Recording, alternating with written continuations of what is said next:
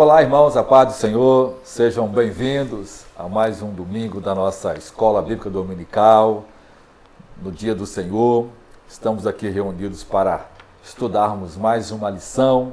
Hoje nós temos presenças ilustres nesse momento aqui no estúdio da nossa IBD. Vamos ouvir os irmãos se apresentar e dar uma palavra para nós. Queridos irmãos, a paz do Senhor, eu sou o pastor Jefferson. Uma alegria estarmos aqui neste domingo pela manhã para juntos meditarmos na palavra de Deus. Espero que esta aula seja muito proveitosa e possa vos enriquecer muito nesse dia.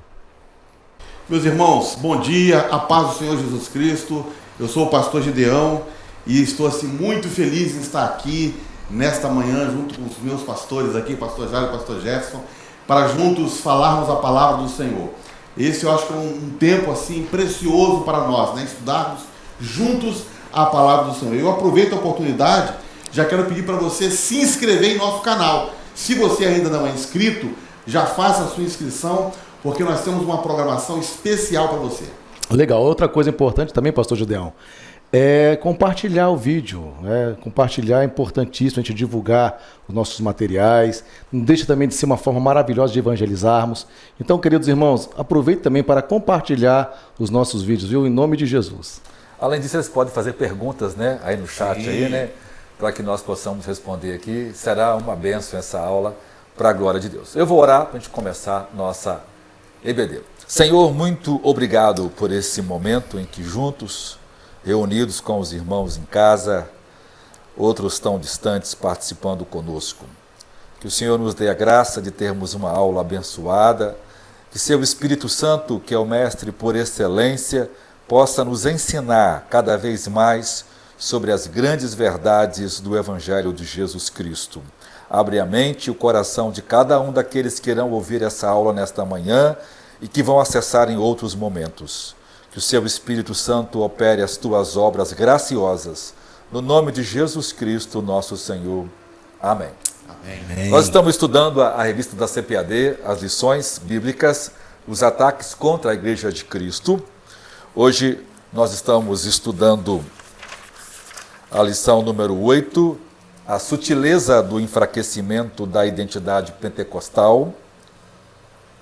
O texto áureo desta lição está em Atos 2 e 4, que diz: "E todos foram cheios do Espírito Santo e começaram a falar em outras línguas, conforme o Espírito Santo lhes concedia que falassem." A verdade prática diz: a doutrina do batismo no Espírito Santo e o falar em línguas, como sua evidência, são uma distintiva pentecostal mantida pela nossa igreja, Assembleia de Deus no Brasil e no mundo. Vamos então fazer a nossa leitura bíblica em classe com nossos pastores. Amém. Vamos ler então primeiro aqui, nós vamos ler Atos, capítulo 2, versículo 1 ao versículo 4. Diz assim: "Cumprindo-se o dia de Pentecostes, estavam todos reunidos no mesmo lugar, e de repente veio do céu um som, como de um vento veemente e impetuoso, e encheu toda a casa em que estavam assentados. E foram vistas por eles línguas repartidas, como que de fogo, as quais pousaram sobre cada um deles. E todos foram cheios do Espírito Santo, e começaram a falar em outras línguas, conforme o Espírito Santo lhes concedia que falassem." Amém. Vamos ler agora 1 Coríntios, capítulo 12, versos 7 a 11. "Mas a manifestação do Espírito é dada a cada um para o que for útil, porque a um pelo Espírito é dada a palavra da sabedoria, e a outro pelo mesmo Espírito a palavra da ciência, e a outro pelo mesmo Espírito a fé, e a outro pelo mesmo Espírito os dons de curar, e a outro a operação de maravilhas, e a outro a profecia, e a outro o dom de discernir os espíritos, e a outro a variedade de línguas, e a outro a interpretação das línguas. Mas um só e o mesmo Espírito opera todas estas coisas, repartindo particularmente a cada um como quer." Bem, irmãos, a gente percebe, pastores, que tem um movimento sutil para enfraquecer nossa identidade pentecostal. O movimento pentecostal no mundo é o movimento de maior expressão mundial. Dos mais de 900 milhões de crentes no mundo, 600 milhões são pentecostais, pessoas que tiveram a experiência do falar em línguas ou eventos similares.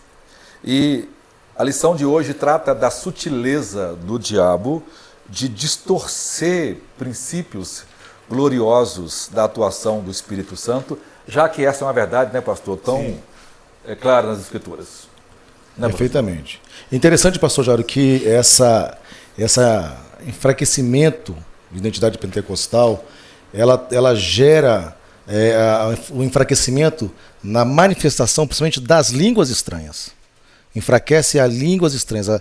Hoje, infelizmente, é comum observarmos várias igrejas, né, que têm um título de pentecostal, mas já não é manifestado mais a línguas estranhas, né, não há mais o mover do Espírito Santo em batizar os crentes com línguas estranhas. Muitas igrejas, né, pastor Gideão, é proibido falar em línguas, né? Justamente.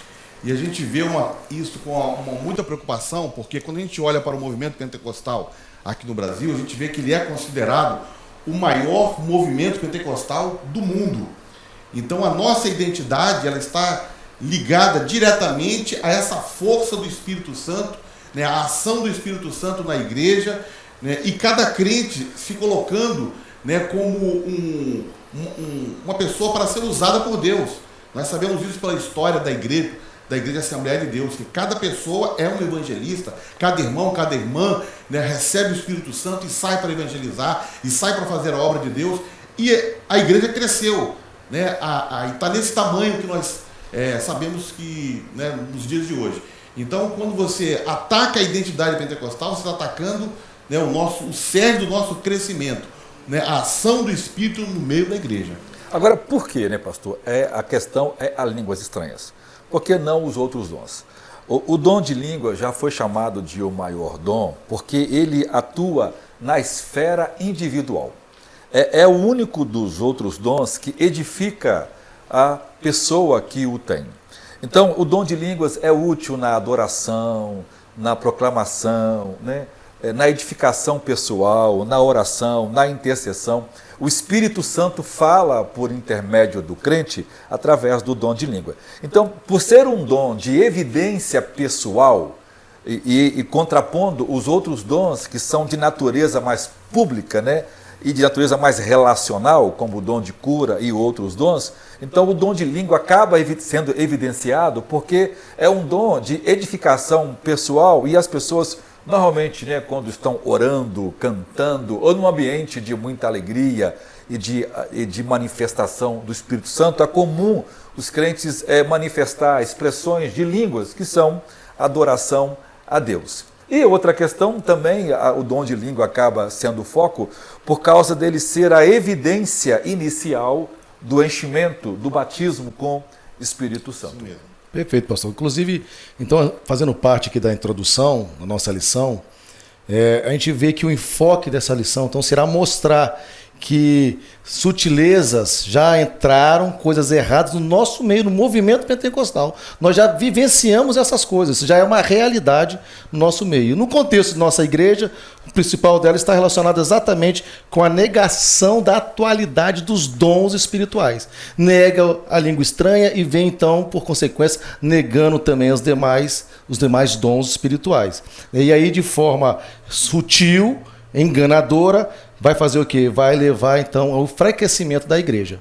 Então, o comentarista coloca esse ponto aqui de introdução, de perfeita colocação, sim, porque, pastor, é exatamente isso que faz com as igrejas. Como o dom de línguas trabalha a natureza da adoração e da edificação pessoal, ele está muito ligado ao nosso fervor espiritual, né, pastor? Verdade. Então, um crente que não está em constante oração, quebrantamento, lendo as Escrituras e mantendo a chama do poder do Espírito Santo, naturalmente esse crente vai falar um pouco mais de línguas do que, eventualmente, um crente que não esteja. Ou seja, como o falar sobrenatural é uma evidência inicial do enchimento do Espírito Santo, já que o coração está cheio. Por exemplo, se você ler o Salmo 110 e Atos 2, Paulo vai dizer que o coração, né, está cheio e então a boca fala desses louvores a Deus que no próprio livro de Atos, né, que tem um caráter didático mais histórico, por assim dizer, porque ele trabalha a questão missiológica da igreja, se refere quando alguém está falando em línguas como recebimento do Espírito Santo, ele diz, e ouviram, né, glorificar a Deus, como em Atos 2, como Perfeito. em Atos 8, em Atos 16 e em Atos 9. São experiências comuns dos cristãos. Então, por isso que o dom de língua acaba ficando, né, bem de frente. Não que ele seja um dom mais importante do que os outros ou menos importante, né? Muitas pessoas entendem, o pastor já falou sobre o cessacionismo, que é uma teologia que diz que os dons espirituais não mais se manifestam, né? A partir de Agostinho isso parou. Ou seja, essa ideia nasce de uma visão, primeiro, preconceituosa, segundo, de uma visão incrédula. E a incredulidade está sempre ligada à visão racionalista, né? Quando as pessoas tentam explicar questões bíblicas baseado numa erudição. A erudição normalmente é uma farsa, e a pessoa usa argumentos para aqueles que não são treinados, acabam às vezes caindo nessa sutileza, né, de apagar a ação do Espírito Santo por meio do dom de línguas. Muito bom. Agora, pastor, interessante, né? Aqui no nosso primeiro ponto, que fala sobre os pentecostes bíblicos, e vai falar do Espírito prometido, o senhor veja bem, né? A erudição, como que ela falha nisso, porque nós vamos ver exatamente que desde o Antigo Testamento nós já conhecemos o mover, a ação do Espírito Santo na glossolalia. Verdade. Já existe isso no Antigo Testamento. Ou seja, negar essa atitude no Novo Testamento e na nossa atualidade é negar a Bíblia toda. Está negando tudo. Veja bem que o comentarista coloca que o Espírito do Senhor já agia sobre a vida de várias pessoas, vários irmãos, vários, no caso, profetas, né, como foi na vida de Gideão, como foi na vida do profeta Elias, até do rei Saul também, falou em glossolalia. Ou seja, o Antigo Testamento já nos mostra, na Antiga Aliança, que o Espírito Santo já agia dessa forma. Claro, de uma forma especial, né, de uma forma específica, em ações específicas, mas esta ação já vem desde o Antigo Testamento, pastor Jairo. Perfeito. É interessante, pastor Jefferson, você colocar essa ação do Espírito Santo no Antigo Testamento.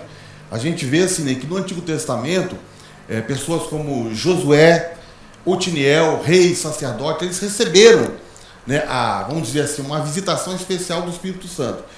Eu posso ler aqui em Números 27, Ótimo. verso 18 e 19, diz assim: então disse o Senhor a Moisés: toma a Josué, filho de Num, homem em quem há o Espírito, Isso. né, e impõe tua mão sobre ele e apresenta-o perante Eleazar, o sacerdote, e perante toda a congregação, e dá-lhe as tuas ordens na presença dele. Então Josué era o homem em quem havia o Espírito de Deus. Se o Espírito de Deus estava em Josué, significa que a gente pode entender por inferência que ele não estava em todas as pessoas. Então, daí a gente vê que o Espírito Santo ele vinha no Antigo Testamento, mas ele não estava sobre todos. Perfeito. Alguns, né? Agora aí que está um negócio interessante, que eu fico impressionado, né? Que no Antigo Testamento havia a promessa do derramamento. Por isso que, ao acontecer em Atos 2, as pessoas estão impressionadas, não é com o fato em si da glossolalia, é de ouvir suas próprias línguas. Ou seja, o próprio judeu já sabia, isso era algo normal entre eles. Era comum isso entre eles, né? Mas aí que vem o detalhe, que a promessa dita em Joel, né, no capítulo 2, diz que então depois o Senhor derramaria do seu Espírito sobre todas as pessoas, aí não só nas pessoas escolhidas, ou especificamente como no Antigo Testamento. E aí se dá então em Atos, no capítulo 2, esse derramamento, esse acontecimento, esse advento que todos esperavam. Todos, acontecendo ali. Não apenas escolhidos. Não apenas escolhidos. Qualquer um que crê em Jesus. Não era uma Cristo. classe, não era seletivo, né? Mais como foi no Antigo Testamento. Agora, o Espírito Santo estava à disposição, né, de todas as pessoas. E no Pentecostes ele encheu todos, né? Exatamente. Todos foram cheios do Espírito Santo. Isso aí. Então, o profeta Joel, no capítulo 2, né, ele fala sobre a vinda do Espírito Santo de uma forma copiosa. Essa profecia, ela inicia-se, então, no dia de Pentecostes, né, identificado com o derramamento do Espírito Santo em Atos, no capítulo 2. E aí, então, nós vamos observando que é sobre toda a carne, sem distinção de sexo, de raça, de idade, todos podem receber o batismo com o Espírito Santo. E isso vem acontecendo, nós vamos ver durante a lição, que aí de lá para cá, então, vem acontecendo constantemente isso. E próprio no livro Atos, como o pastor Jairo colocou, por exemplo, na casa de Cornélio, olha que coisa linda que acontece na casa de Cornélio. Não só ele, mas todos que estavam com ele foram batizados com o Espírito Santo e falaram em línguas. Não só ele. Então, todos ali tinha soldados com ele, tinha servos, né, mulheres, crianças, estavam tudo ali com ele. Escravos livres. Glória a Deus por isso. Vamos agora, então, ao segundo ponto da lição, o distintivo pentecostal de nossa igreja. Pastor Gideão. O distintivo pentecostal de nossa igreja. O que é um distintivo? É um sinal, né, uma marca, um emblema, um símbolo, né? Então nós podemos falar nessa lição aqui de dois distintivos da nossa igreja, né, a Igreja Assembleia de Deus. O primeiro distintivo é a atualidade dos dons espirituais. E o segundo, as línguas como evidência do batismo, evidência inicial, né? A gente não pode esquecer dessa palavra, né? As línguas como evidência inicial do batismo com o Espírito Santo. Sobre a atualidade dos dons espirituais, a gente pode começar falando o seguinte, né, que o poder, isso é uma premissa, o poder sobrenatural do Espírito Santo que veio do Pentecostes, ele nunca mais parou de fluir. Embora a gente já está vendo aqui, né, por alguns teólogos, né, que sempre tentam de alguma forma tirar um pouco da importância dessa doutrina, né, da atualidade dos dons espirituais. Mas, de qualquer forma, desde que o Espírito foi derramado no livro de Atos, ele nunca mais parou de fluir. Quer dizer, a fonte nunca mais cessou. E a gente vê que na história da igreja, houve momentos que a igreja realmente passou por dias difíceis, momentos sombrios. Mas, mesmo assim, a fonte, a água, nunca mais parou de cessar. Cessou. Historicamente falando, pastor Gideão, os registros dos pais da igreja são abundantes, esses registros, de que os mesmos dons que nós vemos manifestar no livro de Atos e no Novo Testamento, continuam, por exemplo, nos discípulos dos apóstolos. Nós temos registro, por exemplo, de Papias, com dons espirituais, falando em línguas. Nós temos exemplo do próprio Tertuliano, o maior teólogo da igreja dos primeiros pais, dizendo que ele mesmo tinha o privilégio de orar em línguas, e ele dizendo que esta era uma prática dos apóstolos e que havia, né, que era comum na igreja onde reunia os irmãos falar em línguas. Então, ou seja, até o quarto século, a igreja tinha isso como uma coisa muito normal. O que aconteceu é que quando a igreja assumiu uma posição oficial, os principais bispos, né, começaram a olhar as manifestações espirituais com uma certa restrição. Por quê? Porque acontecia entre irmãos que não tinham formação preconceitos escolar, né? Não eram juristas, não eram filósofos, e experimentavam o poder de Deus, e eles, com todo aquele conhecimento, não tinham. Então esses bispos começaram, né, a expurgar, a colocar no banco, e eles acabaram vivendo à margem da igreja. Historicamente, o poder do Espírito Santo esteve manifestando, e nunca deixou de manifestar em nenhum momento da história, mas sempre à margem da igreja. Você vê, a igreja principal, detentora da eclesiologia, da ortodoxia, que dominou os grandes concílios, que decidiu grandes debates, né, importantes na história da igreja, não experimentava aquele mover inicial do Pentecostes. Por quê? Por causa do preconceito, né, e da incredulidade sobre os dons. Veja, Paulo falou sobre isso, sobre esse perigo, na carta aos irmãos que ele disse, não apagueis o espírito. Tessalônica,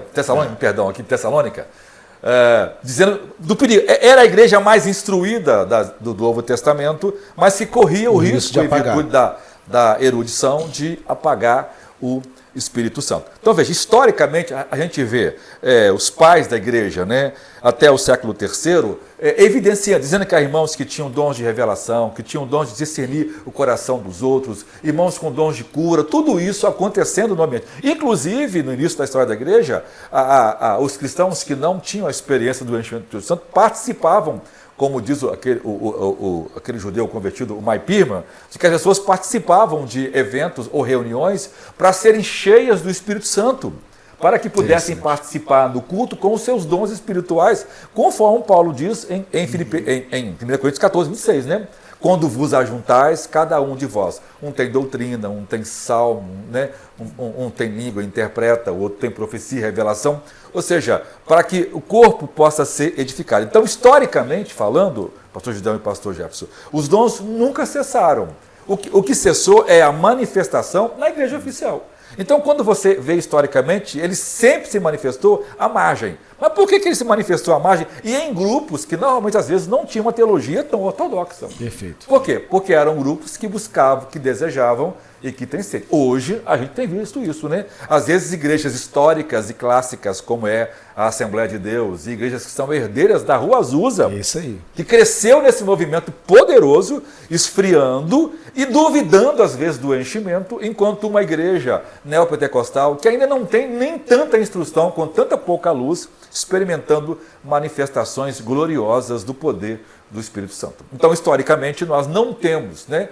Você pode fazer um lastro, e tem muita gente que já escreveu sobre isso, mostrando que em cada momento da história sempre houve o mover do Espírito Santo. Pastor Jair, você vê, então, há uma ideia de que um perigo da erudição. Você vê na própria Rua Azusa, né, já, claro, havia igrejas ali, né, da Europa, até mesmo na América, já igrejas, né, poderosas, mas vai acontecer algo extraordinário na Rua Azusa, no meio de pessoas simples, escravos, onde o Espírito Santo vai derramar de uma forma gloriosa e vai se espalhar para o mundo todo. Mas veja, isso Interessante. Isso não é sem razão, né? Nós temos no século IV uma figura importante, que é o Agostinho. Então, o Agostinho de Hipona, né? Por ele ser muito Grande erudito, Agostinho. né, o controverso, né, pai da teologia mais radical. E ele começou, então, a desenvolver a ideia, embora ele diga que no seu tempo ainda existem pessoas com dons espirituais, mas ele vai dizer que esses dons estavam cessando porque agora o cano que era importante e que essas manifestações ficaram restritas ao tempo dos apóstolos. Mas veja, os dons não cessaram porque o cano estava pronto. Os dons cessaram porque a igreja começou a se corromper.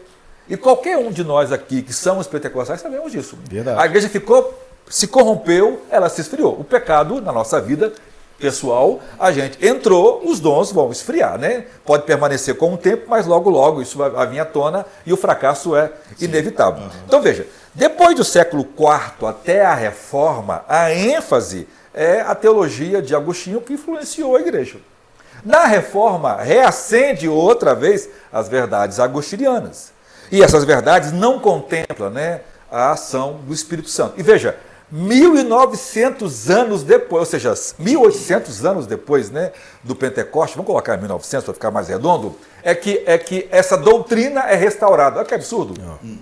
Por quê? Por causa do preconceito, né, das manifestações espirituais. Veja o poder da erudição de impedir e de apagar a ação do Espírito Santo na igreja.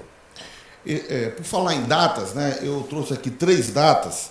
Em 1901, no Colégio Bíblico Betel, na cidade de Topeka, estado de Kansas, Estados Unidos, muitos chegaram lá à conclusão de que o falar em línguas era um sinal bíblico do batismo com o Espírito Santo.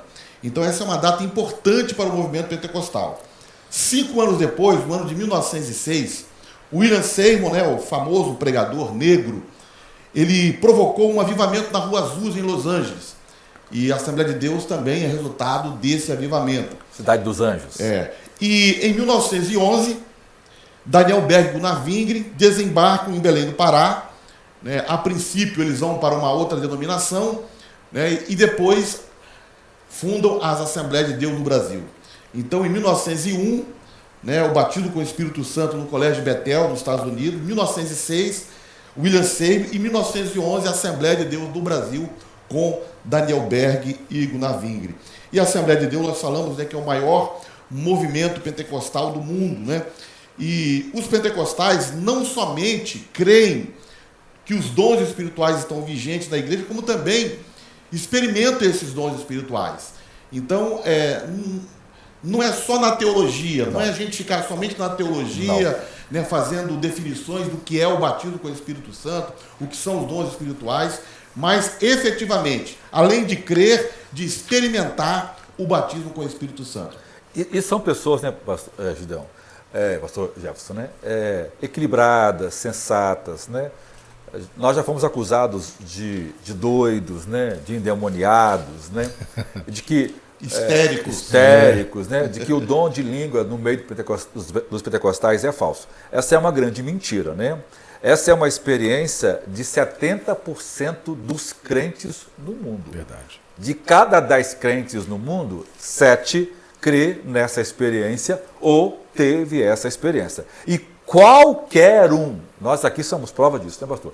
Qualquer um que desejou e buscou com perseverança, alcançou a bênção de receber o enchimento do Espírito Santo. Essa é uma promessa dada a todos aqueles que creem em Deus e desejam receber essa promessa gloriosa. O batismo com o Espírito Santo, né, agora uma informação aqui de Robert Menzies, que é um dos pesquisadores, né, pentecostais. Ele é um PhD em Novo Testamento, viu? Sim. Ele ouviu um líder chinês pentecostal e esse líder chinês disse a seguinte frase, né?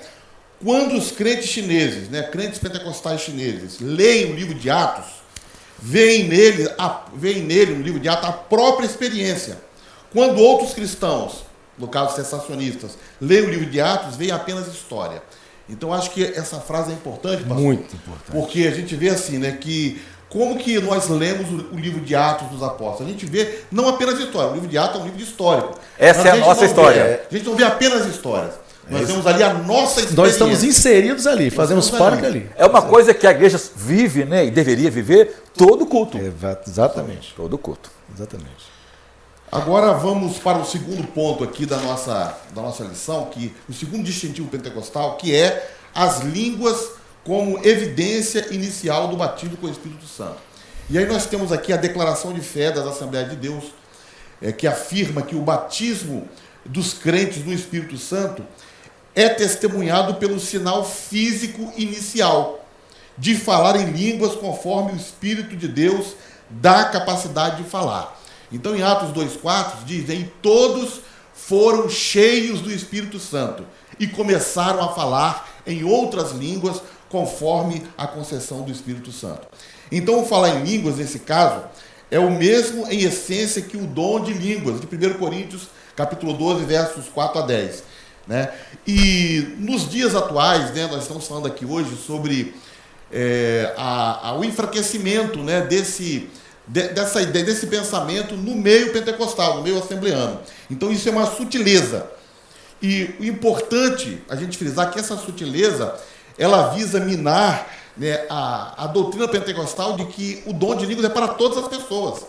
Então se você enfraquece o dom, aí você já começa a achar que o dom do Espírito Santo, que o batismo com o Espírito Santo, e cuja evidência é falar em línguas, não são para todos, porque nem todos falam em línguas.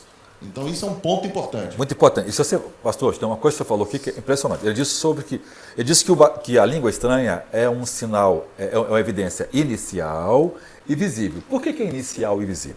É visível ela é física e visível. Por quê? Porque toda manifestação do Espírito Santo nas Escrituras, ela é visível e física. Toda.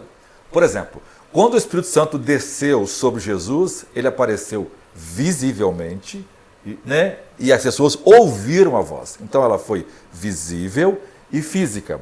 Quando o Espírito Santo desceu sobre, por exemplo, aqueles 70 que Moisés repartiu o Espírito Santo, foi visível. Todos perceberam. E, né, física.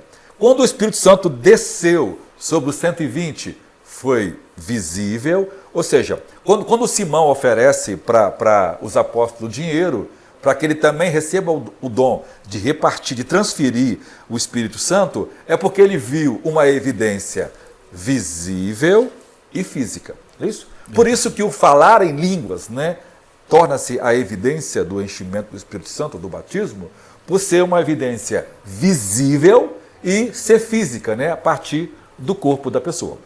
E aí, pastor Gideão, não sei se você vai falar a respeito, mas por isso que Daniel Bergman Navingre, quando chegam ao Brasil, eles chegam com plena convicção da evidência do batismo com o Espírito Santo em falar em línguas. Sim. Eles pregam isso firmemente. Sim. Não havia nenhuma dúvida neles a respeito disso, de falar em línguas. Era a evidência inicial do falar em línguas. Então eles pregavam firmemente essa doutrina. Os pentecostais de primeira geração nunca duvidaram que o dom de línguas era a evidência Perfeito, do pastor enchimento. Jário. Exatamente isso. No início, nossos pais nunca duvidaram. Isso é uma inovação, Isso aí. e um desvio teológico seríssimo, né, no nosso meio. Que vem exatamente para enfraquecer essa ideia e minar, Isso. né, Enfraquecer a o identidade movimento pentecostal. Exatamente. Se você lê o livro de Atos, né, pastor, e analisar cada momento em que o poder do Espírito Santo se manifestou, a conclusão muito óbvia, direta ou indireta, a maioria são diretas, graças a Deus por isso,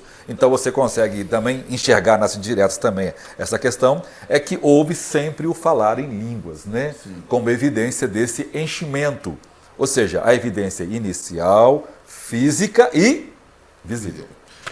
Esta evidência, né, de línguas no batismo com o Espírito Santo, eu quero frisar 4 pontos aqui agora. O primeiro é o seguinte, né? A experiência do batismo com o Espírito Santo, ela é sobrenatural. Então, o batismo com o Espírito Santo é sobrenatural. Deus vem, o Espírito Santo vem sobre o crente. Glória a Deus. E Jesus o batiza com o Espírito Santo. Não é uma experiência natural. Segundo ponto, se é sobrenatural, então ele deve vir acompanhado de um sinal definido e indiscutível. Então, quando Deus opera, a operação de Deus ela é assim, ela é uma operação definida e indiscutível. Não deixa dúvida. Não deixa dúvida. Isso aí. Tem que ter, né, esses sinais. Terceiro, Perfeito. o sinal, né, ele não pode ser subjetivo. Digamos assim, eu senti um calor, eu senti um arrepio, eu tremi. Então, esses não são sinais do batismo com o Espírito Santo. O sinal a evidência inicial é o falar em línguas. Né? São evidências objetivas, né, pastor? Objetivas, justamente. E o quarto ponto, o sinal, ele precisa e ele é significativo. Então, esse sinal, a vinda do Espírito Santo, o enchimento do Espírito Santo, o revestimento de poder, o sinal dessa manifestação, ele precisa ser um sinal significativo. Então, é sobrenatural, ele é um sinal definido e indiscutível, ele não é subjetivo e ele precisa ser um sinal significativo. E esse sinal, essa evidência inicial é o falar em línguas estranhas. Então, é o sinal, né, a evidência inicial do batismo com o Espírito Santo. Pastor Gideão, por isso que quando nós estamos no momento buscando o batismo com o Espírito Santo, nós pedimos aos irmãos que glorifiquem a Deus, que dê glórias a Deus, que manifeste, né, em palavras a alegria, a devoção, a adoração, glorificando, bendizendo ao Senhor.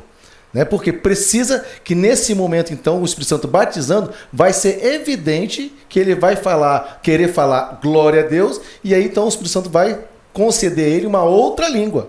Então, ver um crente ser batizado de boca calada, de boca fechada ali, eu sinceramente eu nunca vi, pastor. Não. Eu nunca percebi, nunca vi isso. Agora, né, a pessoa está glorificando, está exaltando a Deus, ou seja, porque é evidente isso. Então vai se evidenciar na forma de falar. O dom de línguas tem essa característica, por isso a palavra glossa, né? Interessante, né? A palavra glossa é a palavra para língua. Língua como aparelho, né? Como parte, como órgão do corpo. Por quê? Por que o Espírito vem? Porque o enchimento é o milagre da fala, né? A língua estranha é o milagre, né? O pastor Gideão disse que é sobrenatural, é o milagre da fala, né?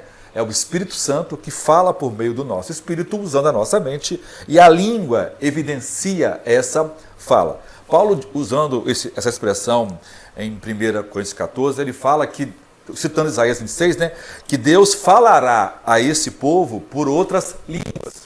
Ou seja, a língua estranha, ela é uma evidência do enchimento do Espírito Santo, e usa a língua física porque a arte da fala, do falar, do querigma, do pregar, é por meio da boca. Então veja, como o Evangelho é uma mensagem para todos os povos, Por isso o dom se chama variedade de línguas. O latim usa a expressão todas as línguas. Né? Certo. Ou seja, porque todos os povos agora são alcançados. Por que nós falamos em línguas? Porque o Evangelho tem uma natureza de todos os povos, tribos e nações poderem agora alcançar a salvação. Por isso que a gente vê a experiência de pessoas que estão falando em línguas e às vezes nem sabe que tem ali um judeu, ou tem um italiano, ou tem um inglês ali, e a pessoa está falando em língua e o outro lá está ouvindo a própria língua dele também, como acontece isso. Porque o Espírito Santo dá àquela pessoa a interpretação da língua dele. Perfeitamente. Perfeitamente. Muito bem. O último ponto aqui da evidência inicial de falar em línguas no batismo com o Espírito Santo é o seguinte. No livro de Atos acontece a repetição de uma experiência. A seguinte experiência: veio o Espírito sobre eles, eles falaram em línguas. Então acontece essa experiência. Veio o Espírito sobre eles, eles falaram em línguas. Nós vamos ver isso em Atos 2:4, né? Todos foram cheios do Espírito Santo e passaram a falar em outras línguas, conforme o Espírito Santo lhes concedia que falassem. Depois, essa experiência se repete em Atos 10, na casa de Cornélio. Já foi citado aqui esse ponto. Pedro ainda falava essas coisas quando caiu o Espírito Santo sobre eles, sobre todos os que ouviam a palavra e ouviam falando em línguas e louvando a Deus. Então, caiu o Espírito Santo sobre eles e então as pessoas ouviram, né, aqueles novos crentes falando em línguas e louvando a Deus. E depois a repetição ocorre novamente em Atos 19:6. Paulo, na cidade de Éfeso, diz assim o texto: e impondo-lhes as mãos, né, Paulo impondo-lhes as mãos, veio sobre eles o Espírito Santo, e tanto falavam em línguas como profetizavam. Então, novamente, repete a experiência, né? Veio o Espírito Santo, falaram em línguas, né? Então, aqui nós vemos que o primeiro registro no livro de Atos da descida do Espírito Santo, houve o quê? Falaram em línguas. E o último registro, que foi em Atos 19, em Éfeso, o Espírito Santo desceu e eles também falaram em línguas. Então, tudo parece indicar, pastor Jairo, pastor Jefferson, que o que o Lucas está deixando, vamos dizer assim, nas entrelinhas, não é somente um registro histórico, mas ele está colocando que a repetição de uma experiência significa que ali tem uma doutrina. Padrão. Tem um padrão. Um padrão, né? Quando o Espírito Santo vem, enche, a pessoa fala em línguas estranhas. Perfeitamente. É isso mesmo. Maravilha. Vamos para o terceiro ponto, então, né, pastor? O terceiro ponto é mantendo a chama pentecostal acesa. Há duas formas de manter isso. Primeiro, é a fidelidade às Escrituras. Uma característica básica daqueles crentes que eram ex-escravos da Rua Azusa é tentar ler as Escrituras e entendê-las sem a ajuda da teologia. Naquele tempo, as pessoas tinham uma certa ojeriza à erudição. Primeiro, porque eles estão vindo de um momento de muita erudição depois da Reforma. E, segundo, porque grande parte dessa erudição era escravagista. E como grande parte dos irmãos que vão experimentar esse louvor, esse movimento glorioso do Espírito Santo, vem da mão de obra escrava, e há de ser dito, né, que a Rua Azusa curou o mundo da discriminação racial, o racismo foi vencido com o poder do pentecostalismo. E só na igreja pentecostal começou que o faxineiro do hospital de dia era o médico, era o pastor, do médico à noite. Né? Porque até então um pastor tinha que ser alguém com a formação elitista. Então, esse movimento poderoso do Espírito Santo começou a focar na leitura simples do texto bíblico. Os cristãos liam o texto e acreditavam no texto como estava escrito.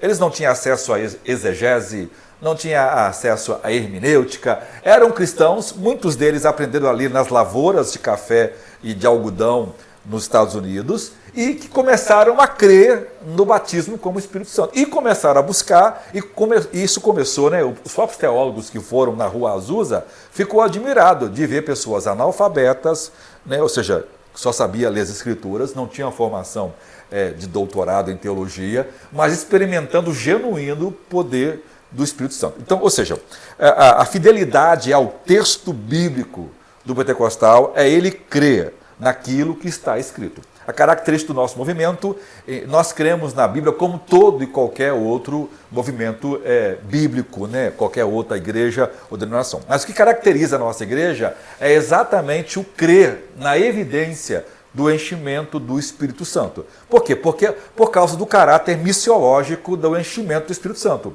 É um enchimento para o serviço, para o trabalho. Então, tendo isso como uma doutrina, uma igreja que não afirma isso, ela acaba se afastando, ou se afirmava e não afirma mais, ela acaba se desviando das verdades doutrinárias das Escrituras. Ou seja, a erudição acaba sendo uma farsa ou uma capa que esconde uma heresia e uma verdade que nós experimentamos, é uma doutrina que nós experimentamos, como explicou aqui o pastor Gideão. E pastor Jair, só me permite aqui, é interessante estar falando isso aí, a questão da missiologia, dentro desse contexto pentecostal, que é nisso que nós vamos ver o crescimento da Assembleia de Deus. Homens simples, homens iletrados, mas cheios do poder de Deus, numa autoridade, numa força, se desprendendo de tudo das coisas desse mundo, avançando, evangelizando, ganhando pessoas para Jesus. E olha que é a Assembleia de Deus hoje, exatamente esse poder do Espírito Santo. Ou seja, erudição praticamente nenhuma. Poder de Deus, cheio do poder de Deus. Não que nós não possamos ser eruditos. Não é isso. É isso aí. Mas esse é um mover que a erudição não pode se orgulhar. Por quê? Foi um mover entre pessoas simples. E detalhe, né? Entre negros, que naquele tempo era um absurdo, né? Sim. Até 1950, os seminários tradicionais, históricos, né? Reformados, não aceitavam o negro. Não aceitavam. Não aceitavam. Né? Muitos fizeram o curso do lado de fora, estudaram ouvindo do lado de fora dos cultos. O próprio Seymour foi um exemplo disso. Já imaginou? Você vai para uma escola, você não pode entrar na sala, tem que ficar lá de fora. É isso aí. Porque você é um negro. E se entrar, o Estado fechava a escola. E pastor, a gente vê também na história que a erudição também desses homens ali, os pastores, eruditos da época também, havia muita carnalidade, eles estavam misturados com muitas coisas do mundo. Muitos assim já estavam bebendo, fumando, se envolvendo com as coisas do mundo. Então o próprio mover do Espírito Santo afastou isso, mostrou isso para eles, e então eles viram que isso estava errado, e aí então começou esse lindo movimento pentecostal. É verdade. Algo extraordinário. O movimento pentecostal também, quando ele nasce dentro de um contexto de liberalismo, secularismo, que negava a infalibilidade e a inerrância das Escrituras. Então, ao mesmo tempo que não é um movimento de eruditos, mas um movimento que frisava que a Bíblia é a palavra de Deus. Confiava, cria nas Escrituras como a palavra de Deus. Perfeito. Quando os nossos pais, que não eram eruditos, eram acusados, eles abriam as Escrituras e mostravam, está escrito aqui. Embora enfrentando o movimento de liberalismo daquela época, que nasce principalmente nas academias teológicas. Outra coisa é o exercício dos dons espirituais. Uma igreja não pode viver como vivia o pessoal no tempo de Samuel, onde as visões não eram frequentes. Ou seja, é um contrassenso a gente ir numa igreja pentecostal e não ver nela a manifestação dos dons espirituais. É desarmônico, né? Ela tem que mudar o nome, para um outro nome. Por quê? Porque essa igreja nasce no contexto do fogo, dos dons espirituais. É a identidade da igreja. É a identidade. Ela é pentecostal porque ela crê nas manifestações que aconteceram em Atos 2. Ou seja, 70% da escritura só isso. É revelação, é um anjo que aparece, é um milagre que acontece. Ou seja, a verdadeira, vamos dizer assim, praxis das Escrituras continua no meio do povo de Deus. Não é uma nova revelação, pastor? Não. Os cristãos da Rua Azusa não criam nova revelação, não era algo novo. Eles estavam simplesmente voltando ao cristianismo bíblico. Perfeito. Bíblico. Eles liam a Bíblia, está escrito, não tem que inventar, está escrito lá, E foram cheios do Espírito Santo. Pastor Jair, uma coisa que assim eu li essa semana que me deixou um pouco assim intrigado e pensativo foi o seguinte: quando a gente vê assim, por exemplo, os dons na Bíblia, nós sabemos que na Bíblia tem dons de serviço, tem dons ministeriais, então tem os dons espirituais também. a gente vê que o sensacionismo, ele não ataca dons de serviço, não ataca dons ministeriais, eles vão atacar justamente os dons espirituais, né? A manifestação poderosa do Espírito Santo nos dias de hoje. Então, é simplesmente isso, a negação do poder de Deus no meio do seu povo. Eles já foram chamados, né? O próprio Lord Jones chama isso, são apagadores do Espírito Santo. Agora veja, o que é que impede uma igreja de ter a manifestação do Espírito Santo? Primeiro é o mundanismo. Uma igreja mundana vai, aos poucos, perdendo esse poder. Segundo é o preconceito, porque as manifestações, né, implicam expressões de quebrantamento, de choro. Né? E, por exemplo, os próprios cristãos iniciais, os apóstolos 120, foram tidos como loucos, né, como doidos, por causa daquelas manifestações que aconteceu lá. Então, esse preconceito dessas manifestações que são, de alguma forma, inspirativa, emocionais e êxtase espirituais, né? As pessoas, na verdade, não saem fora de si, mas têm os seus êxtases sob controle na direção do Espírito Santo, gera preconceito em muita gente. A outra questão é o medo. Tem muita gente que tem o medo de haver abuso. Né? Quando John Wesley e Whitefield discutiram sobre essas manifestações que começaram a acontecer nas suas pregações, né? E aí Wesley, alguém disse, mas Wesley, e aí, mas como é que vai discernir do falso do verdadeiro? E os excessos? Então ele ora assim, Senhor, manda-nos um avivamento sem os excessos.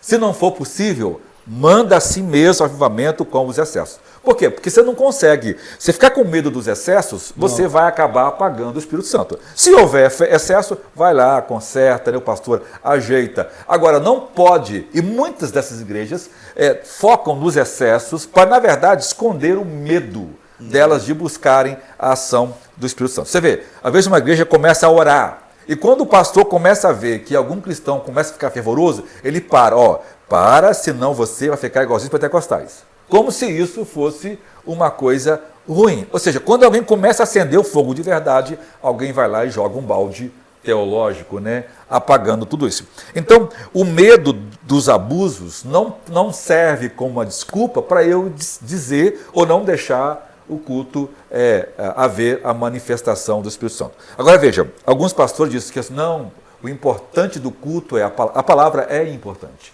mas a palavra não substitui as manifestações do Espírito, como também as manifestações do Espírito não substituem a pregação. E Paulo diz, né, quando vós vos reunir, tem, né, a ciência, que é o conhecimento, a doutrina, a pregação da palavra de Deus, né, e os outros dons que se manifestam no ambiente da igreja. Então, uma igreja bíblica, uma igreja realmente que anda de acordo com as Escrituras, que é fiel, né, porque hoje as pessoas falam muito em só a Escritura, mas só a Escritura que ele crê. É só a Escritura da igreja dele. É só a escritura da eclesiologia dele. É só a escritura da doutrina que ele inventou na cabeça ou que ele lê de algum livro.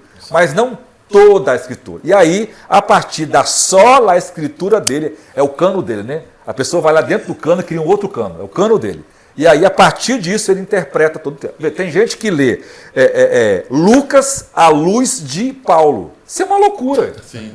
Porque Paulo está tratando de problemas da igreja. Perfeitamente. Lucas está tratando do trabalho missiológico da igreja, de ganhar almas, de evangelizar, expulsar demônios, curar enfermos, que é o trabalho do revestimento de poder com os dons espirituais.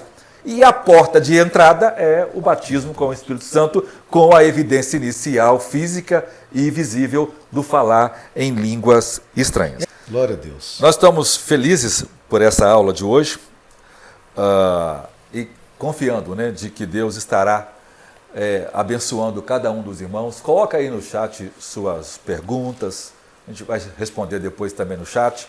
Agora nós temos irmãos, né, pastor, que fez umas perguntas para a gente. Perfeitamente, vamos às perguntas perguntas dos irmãos. Vamos às perguntas dos irmãos, para a gente debater mais. Agora vamos gastar o resto do tempo que falta. Mas antes da gente responder as nossas perguntas, a gente poderia falar um pouco da oferta, pastor? Perfeito. Sim. Então, o pastor Gideão é melhor fazer oferta? Quem é o pastor Gideão? Pode falar, pastor Gideão. Fala das nossas ofertas. Sim. Meus irmãos, nós estamos com a campanha dos 1000 valentes, né? O que é esta campanha? É uma campanha para a compra deste terreno onde nós estamos, né? Nós estamos aqui na antiga fábrica do couro, em Cariacica, em Campo Grande, na Avenida Espírito Garcia, em 6.000 metros quadrados, e nós temos um projeto de compra desse espaço. E você pode nos ajudar, né, fazendo um voto, nos ajudando mensalmente com a quantia. E também nós temos agora a contribuição para a Escola Bíblica Dominical. Você pode contribuir com o Pix, com o PicPay, com transferência bancária, pode também levar a sua oferta à noite. O importante é que você faça tudo isso com amor, porque é para a obra do Senhor. E a palavra de Deus diz que Deus ama quem dá com alegria. E sobre aqueles que contribuem com a obra de Deus há uma promessa de bênção e de prosperidade. O Deus que faz o cego ver está passando por aqui, está passando por aqui. O Deus que faz o surdo ouvir, silencia o medo em mim, silencia o medo em mim. Sim, eu creio em ti, sim, eu creio em ti, Deus do sobrenatural.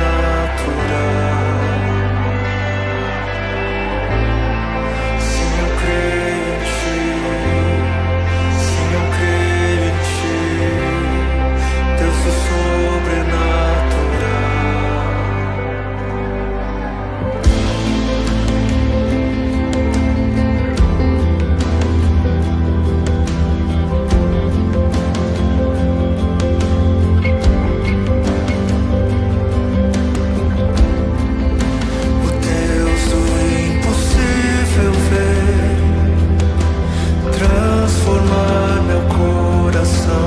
Transformar meu coração.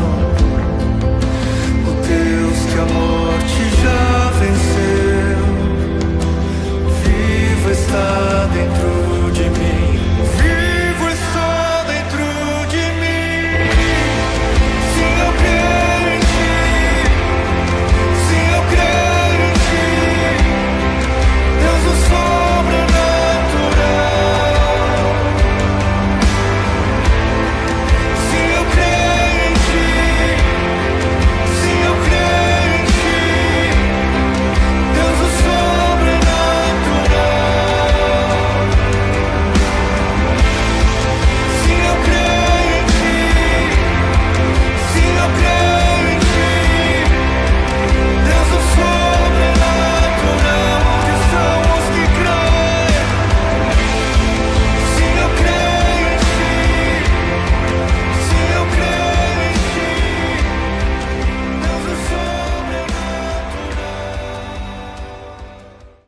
Muito bem, vamos às perguntas? Pastor Jefferson, o que é o batismo com o Espírito Santo, segundo 1 Coríntios 12, 13?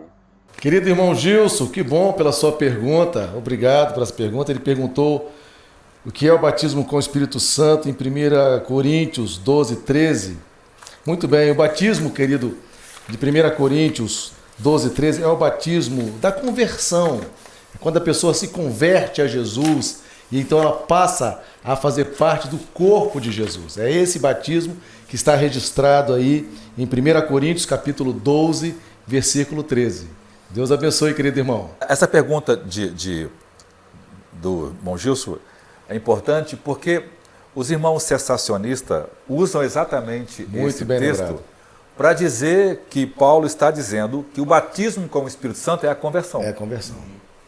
Não é o falar em línguas. Não é o falar em línguas. Perfeito. Então, o batismo com o Espírito Santo que Paulo, ou batismo no corpo que nós chamamos, é a conversão. E Paulo diz que nesse corpo estão gentios, estão gregos, estão judeus. Por quê? Porque todos nós fomos batizados ou imergidos nesse corpo pela ação do Espírito Santo. Paulo não está se referindo ao evento do enchimento.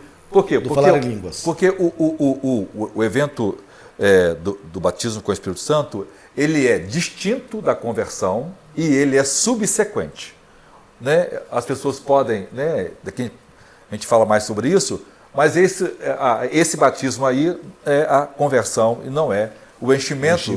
De Atos conforme. Paulo e Lucas estão se referindo a coisas diferentes. Distintas. Perfeitamente. E não está certo essa relação que se fazem. Glória a Deus. A segunda pergunta. Pai do Senhor, pastor Jefferson, eu quero saber que em Coríntios 13:8 diz que as línguas cessaram. Muito bem, irmão Jean, pela sua pergunta. Ele perguntou, vou repetir aqui, 1 Coríntios capítulo 13, versículo 8 diz que as línguas cessaram. Está perguntando se as línguas cessaram em 1 Coríntios 13, 8. Na verdade, não, irmãos. As línguas ali não cessaram, porque as línguas só se cessarão no advento da volta de Jesus, né, quando tudo estará concluído, a obra da glorificação estará completa. Então ali está dizendo que nas línguas quando vier o que é perfeito. Quando vier o que é perfeito. Então por isso, né, que o amor... A ciência desaparará. A ciência desaparecerá, não é isso? Então aí nesse momento, então não. A profecia cessará. Perfeitamente. Okay. Glória a Deus. Deus abençoe, irmão Jean. Agora a terceira pergunta aí com os irmãos. Pastor Jairo, em 1 Coríntios 12:30, Paulo diz que todos vão falar em línguas? Fez uma grande pergunta aí, Arthur. Vamos lá. Qual foi a pergunta que o Arthur fez? Em 1 Coríntios 12:30, Paulo diz que nem todos vão falar em línguas. O texto de 1 Coríntios 12:30, parte B, Paulo vem dizendo, né? São todos profetas, né? Operam todos milagres, todos profetizam, falam todos línguas. Alguns usam esse texto para dizer, nem todo mundo vai falar em língua na igreja. Primeiro, Paulo está tratando aqui das manifestações do dom de língua na igreja, no contexto coletivo. No contexto coletivo, não só todo mundo não fala em línguas, como também todo mundo não profetiza. Paulo diz que todos podem profetizar, mas aqui no mesmo texto, no versículo 29 e 30, ele diz que nem todos são profetas, nem todos profetizam. Ou seja, o que está aqui, nesse todos fazem, na verdade, todos podem, mas nem todos fazem. Porque no ambiente do culto, várias pessoas participam.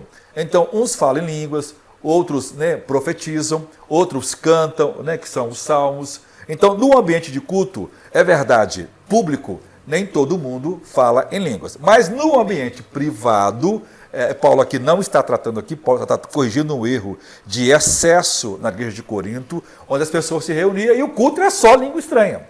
Né? A ideia era essa, né? Paulo vai dizer assim, eu desejo que todos vós falem em línguas estranhas.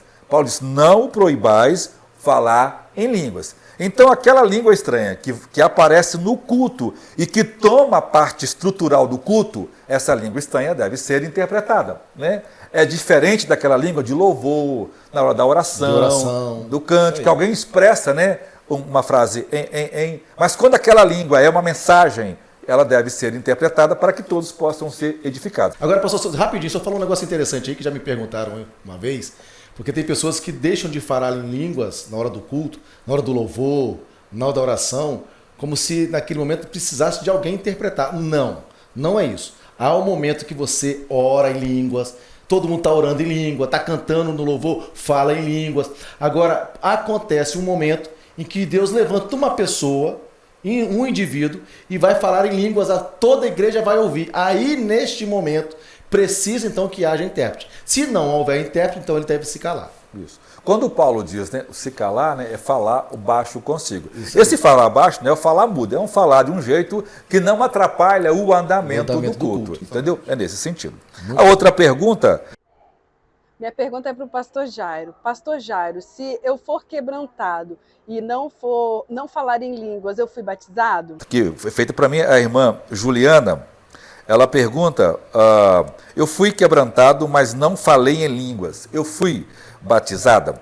Veja, irmã Juliana, as pessoas podem ser quebrantadas, e elas são muitas vezes quebrantadas, mas elas acabam não evidenciando o sinal de que foram cheias do Espírito Santo. Quando elas falarem em línguas, esse enchimento será completo. O enchimento é como se fosse um copo, né? Você vai enchendo. Quando você extravasa, é que acontece esta êxtase. Normalmente a êxtase tem a expressão de falar em línguas. Às vezes acontece de alguém ser batizado e naquele momento, por causa do medo, ela segura as línguas. Mas em outros momentos de oração, com alguém, né, um obreiro experiente ajudando a pessoa, é levada por Deus a vencer em medo e logo vai falar essa. Mas só o quebrantamento por si. Todo quebrantamento não é o batismo, mas todo batismo com o Espírito Santo produz quebrantamento. Amém. Agora, a outra pergunta é para o pastor. É para mim ou para o pastor? É a quinta pergunta. Quinta pergunta. A paz do Senhor. A minha pergunta é para o pastor Gideão. Pastor Gideão, por que tem pessoas que falam em língua só quando foi batizado com o Espírito Santo e depois não falam mais? Obrigado, irmão Wendel, Diácono Wendel, pela sua pergunta, né? Por que algumas pessoas só falam em língua quando foram batizadas com o Espírito Santo? Bem, vamos iniciar essa resposta da seguinte forma, né? As línguas são a evidência inicial do batismo com o Espírito Santo, que é o revestimento de poder na vida do crente para que o crente então possa trabalhar na obra de Deus. Mas essas línguas, elas não são um fim em si mesmas. Alguém pensa assim, fui batizado com o Espírito Santo, já acabou tudo, a obra na minha vida está completa. Não, as línguas não são um fim em si mesmo. E elas não são também o último estágio da sua espiritualidade, daquilo que você pode, vamos pensar assim, né, mover no Espírito de Deus. Não são. As línguas são a evidência inicial. Então, as línguas como evidência do batismo com o Espírito Santo, elas são o começo de uma caminhada andando no Espírito e no poder de Deus. Então, as línguas são dadas para você iniciar a sua caminhada no poder do Espírito Santo. É o começo para você operar nos dons espirituais. Mas alguns pensam que a língua não, já fui batizado, agora pertenço agora à categoria dos batizados com o Espírito Santo e Deus já completou a sua obra em mim. Não é isso. A busca, né? Justamente. Agora, o que nós temos que fazer depois que fomos batizados com o Espírito Santo é manter o fogo aceso. Se você não manter o fogo aceso, o fogo vai apagar. Então, em 1 Tessalonicenses 5:19, Paulo fala, não apagueis o Espírito. E como é que você faz para manter esse fogo aceso? Você tem que colocar lenha. Se você colocar lenha diariamente com oração, continuando buscando a presença de Deus, né, jejuando, se consagrando, então você vai colocando lenha.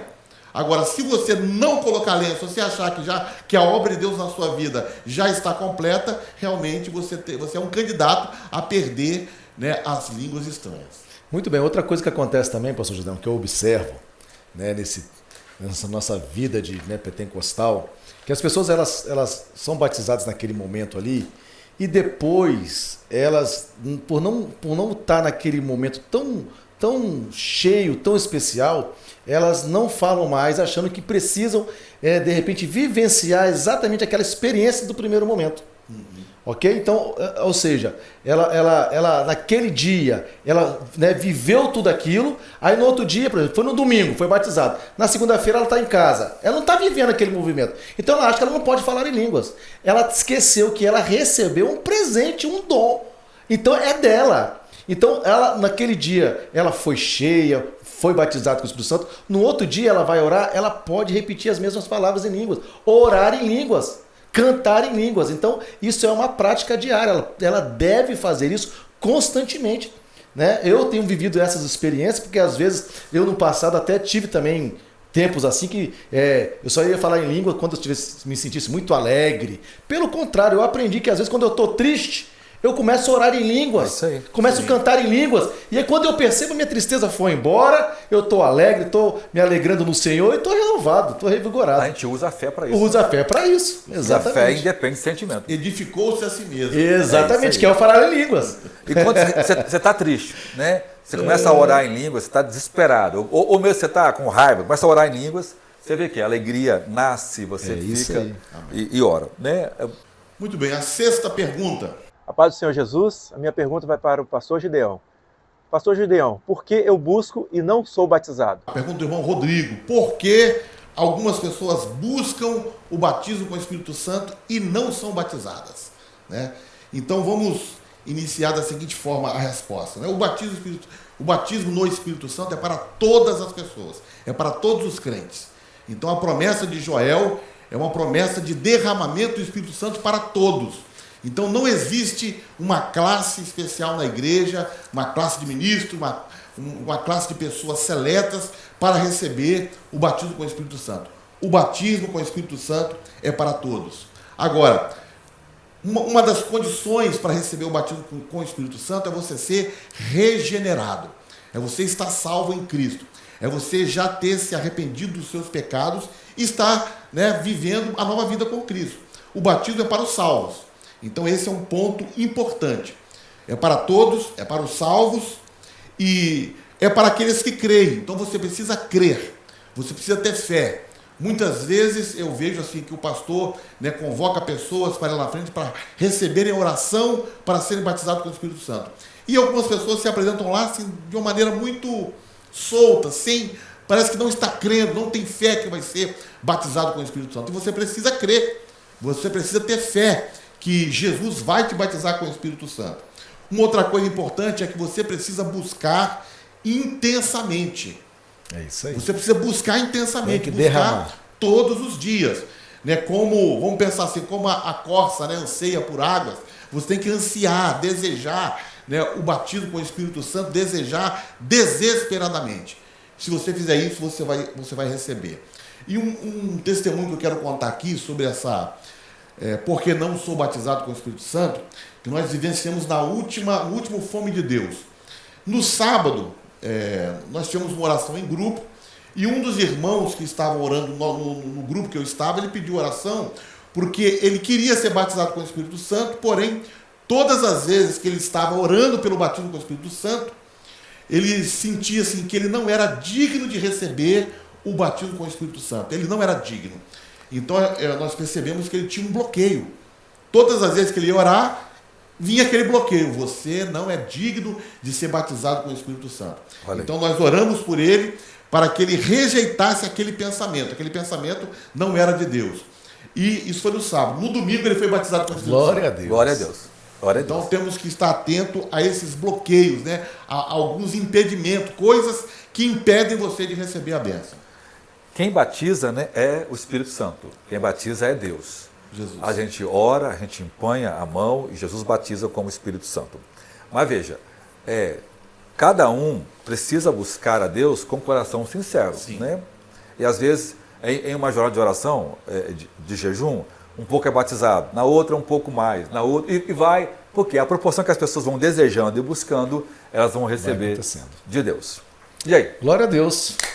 Me dá uma nota de sal. Foi boa essa aula, pastor? Muito boa. Nota 1000.